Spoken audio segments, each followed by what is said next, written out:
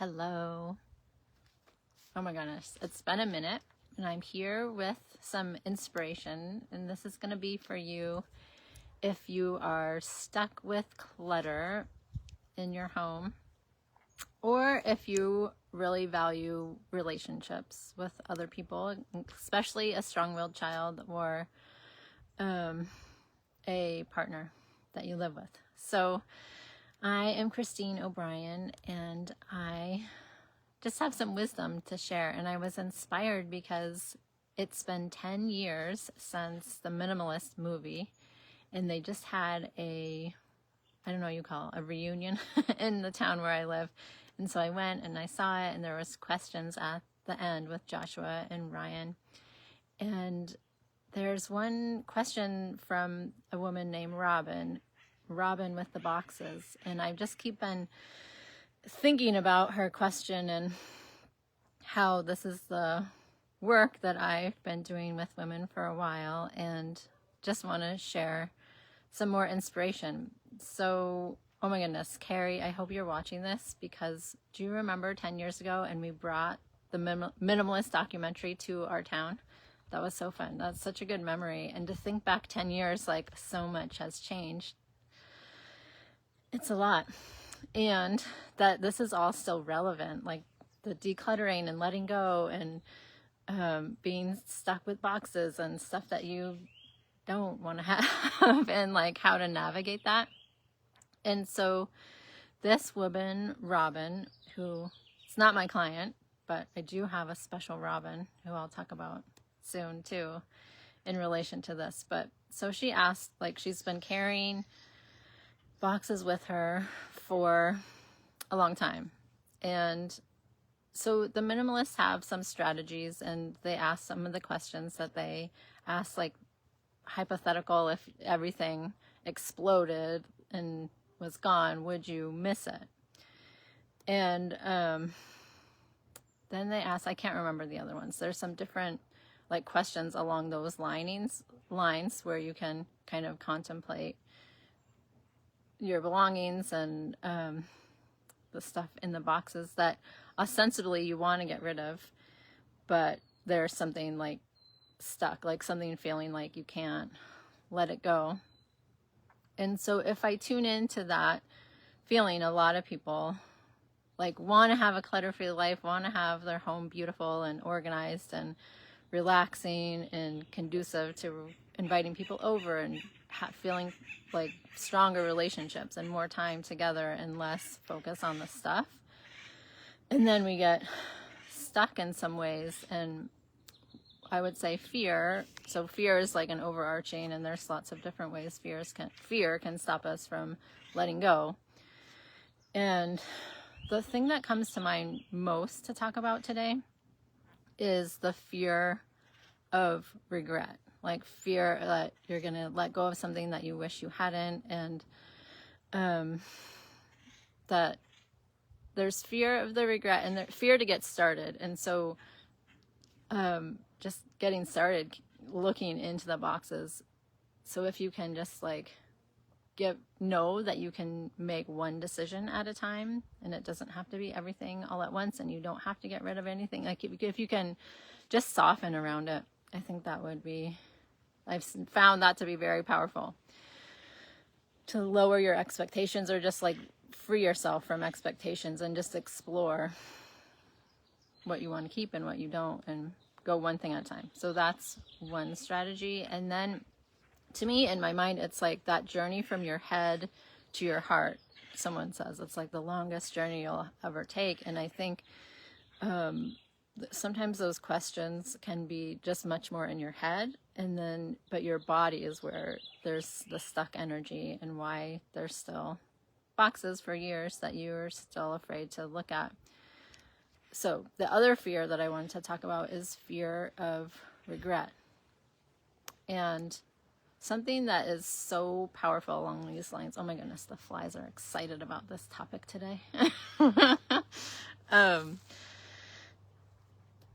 If you think about where regret comes from, and you really recognize that it's actually internal, that you have like it's all coming from you and through you. And so who is in charge of you? That's a good question, because as you like explore more, you'll recognize hopefully that yes, it's you that gets to decide about this. And so I just this morning was reading about this discovery from Kristen Neff, who is like a huge self-compassion person who's amazing, and I've been like, her work has transformed me completely, and it's very simple.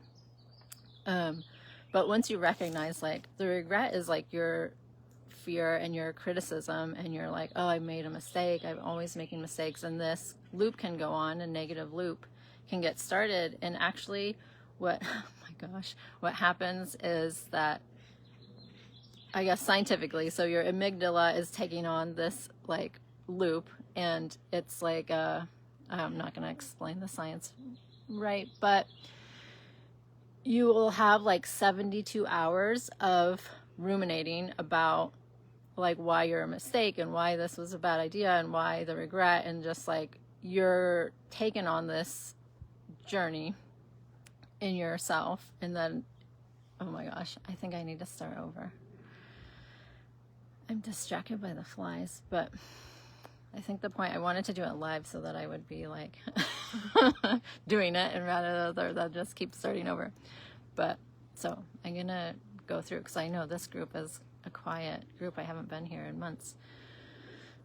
So you're in this negative loop, and you might like recognize it in yourself. And they're talking about like one, in the study I was reading about, it's like one thing can happen, and then you can be for 72 hours just ruminating on this negative loop and just stuck in it. But if you know from like your human self, you'll be like, there's going to be several things that you're like beating yourself up about, and that self-criticism is really like trapping you and keeping you stuck. And so the science is that it's like an internal loop that you get on, and it takes a lot longer for it to stop because it's not external. And our brain is in this like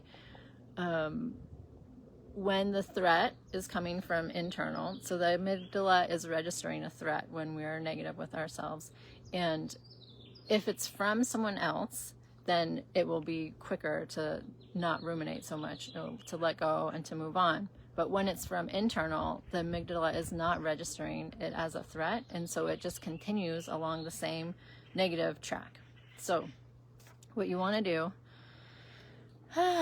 just recognize it, that you're the one in charge, and then just bring in that self-compassion and understanding and like forgiveness, and if you're able to do that, so just pouring on love and like, yes, just good feelings for yourself, and recognizing that you're not alone in this, that you're not the only one, and that you can just like breathe, let it go. It will take about 3 minutes for that rumination to stop. And so I think to me that's so powerful that if it's 72 hours and then we have multiple things that we're in regret about or in self-criticism, then we're just always in that state, right? So if we can awaken from that and start pouring in the self-compassion and the understanding, and like seeing how brave you are to be able to let go. And this is where my other client, Robin, with the same name, she was telling me, she's told me two things that I feel like make such a difference in this process. And one is that she says working with me feels like a love revolution, and this is exactly what we do, is like just pour in that like new perspective and seeing yourself as empowered and being able to make these decisions, being capable of letting go. And she's had this mantra of like, I'm learning to let go. And so we've worked together, and now her mantra is, I am letting go. And so it's that identity shift that makes everything possible, that clarity and flow, and being able to really let go and to examine what you're holding on to and why, and like tuning in to the place in your body. So if you think about something that you've been holding on to, and you're imagining it and tuning into like where in your body are you holding this like stuck energy? That is what I help you do too, because I can like help you bring internally like the thought energy, but then the energetic of recognizing where the pain is, where the tightness is, where this place in your body is, and then just bringing in the sunlight, the golden light, just like clarity and flow moving through your body. And so then you're able to actually let go of the things in your physical life because you're more clear, more free. Yeah, that clarity and flow that makes really connecting with yourself and with your loved ones and friends and having people over in your space, like all of the things that we really want for fulfilling life is deeper connection with ourselves and other people, and stuff can be a barrier to that. And so I am offering a series of live courses online where we come together. We call it a tidy party. And really what it's about is holding space for you to clear space. And I don't know, people love it. When I posted about it, people were like, oh, tidy parties are the best. And I'd be curious to know if you're joining, why you love them. Like I said, Robin calls it a love revolution. And just you can accomplish so much more when you have this really powerful yet gentle space being held for you to make your decisions and see that it's a set of skills that you build over time and to create the life that you want. So details are, you can message me for the details, and I'm happy to invite you to our summer tidy party series.